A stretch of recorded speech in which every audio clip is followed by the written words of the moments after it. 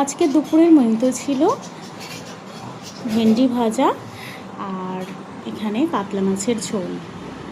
গরম ভাতে ভেন্ডি ভাজা দিয়ে খেতে দারুণ লাগে।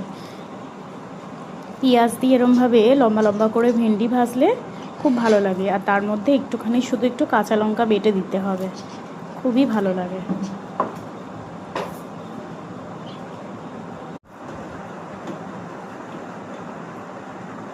তারপর আজকে বানিয়েছিলাম পটল আলু দিয়ে কাতলা মাছের ঝোল। কাতলা মাছের এই পোর্শনটা আমার সত্যিই খুব ভালো লাগে।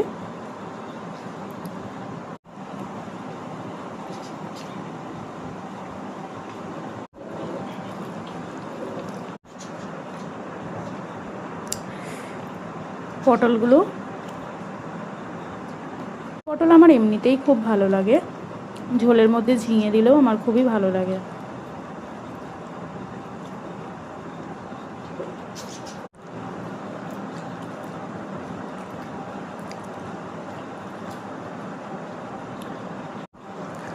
কাতলা মাছের মাথার কাছে এইখানটা আমার দারুণ লাগে।